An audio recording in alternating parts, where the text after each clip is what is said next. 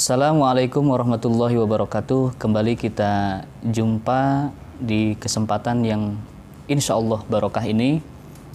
Mudah-mudahan kita senantiasa diberikan keistiqomahan oleh Allah Subhanahu wa Ta'ala.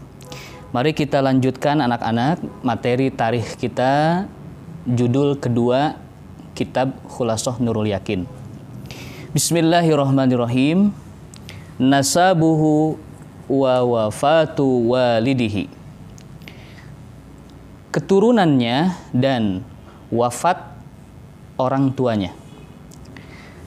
Waliduhu Abdullah ibnu Abdul Muttalib bin Hashim bin Abdi Manaf bin Qusay bin Kilab. Ayahnya bernama Abdullah bin Abdul Muttalib bin Hashim bin Abdi Manaf bin Qusay bin Kilab. Katanya menurut suatu riwayat, hafal silsilah dari keturunan Nabi Muhammad SAW, maka kita dijamin masuk ke dalam surga. Amin ya rabbal alamin. Wa ummuhu Aminatu bintu Wahbin ibni Abdi Manaf ibni Zuhrah ibni Kilab. Dan ibunya bernama Aminah binti Wahab bin Abdi Manaf bin Zuhrah bin Kilab. Fatajtami'u ummuhu ma'a walidihi fi jaddil khamis. Dari ayah dan ibunya silsilahnya berkumpul kepada kakeknya yang kelima, wa huwa Kilabun, yaitu kakeknya yang bernama Kilab. Jadi ada satu garis ya, satu garis yang bercampur pada kakeknya yang kelima. Nah, itulah takdir dari Allah Subhanahu wa Ta'ala untuk ibunda dan ayah Nabi kita tercinta Nabi Muhammad sallallahu alaihi wasallam.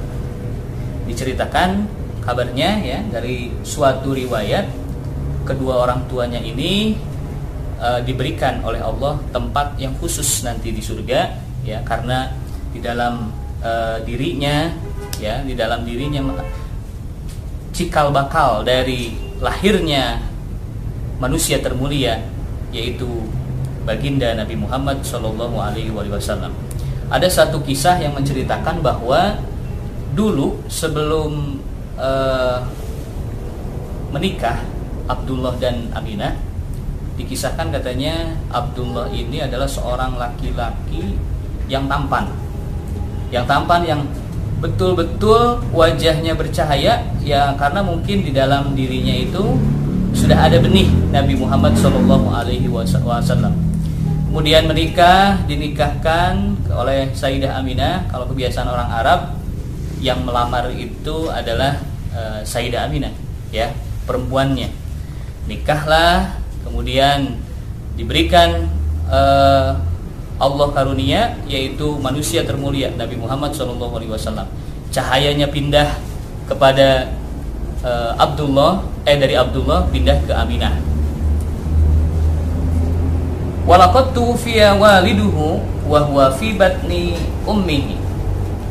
Dan sungguh ayahnya wafat ketika berada di perut ibunya ya. Jadi ketika Nabi Muhammad SAW belum lahir, itu ayahnya sudah tidak ada. Jadi sudah statusnya yatim ya. Tidak pernah Rasulullah melihat wajah ayahnya. Wa umruhu samaniya asyra. Dan umurnya pada saat itu adalah 18 tahun. Jadi wafatnya ayahnya itu usia 18 tahun, masih muda. Samaniya asyarata sanatan wa dufina bil Madinah wa lam yatruk lahu syai'an minal mal. Dan dimakamkan di kota Madinah, dan beliau tidak meninggalkan sedikit pun harta yang ditinggalkan. Coba, itu luar biasa pemimpin kita Rasulullah SAW diberikan oleh Allah pendidikan, cobaan dari semenjak kecilnya, dijadikan oleh Allah anak yang yatim, ya, ayah belum melihat ayahnya sudah meninggal di usia 18 tahun. Kemudian tidak meninggalkan harta sedikit pun, ya. Itu contoh dari suri tauladan kita, Nabi Muhammad Shallallahu Alaihi Wasallam. Tak lupa Pak Irfan akan memberikan pertanyaan, perhatikan baik-baik, simak baik-baik, dan nanti dijawab di rumah masing-masing. Dengarkan.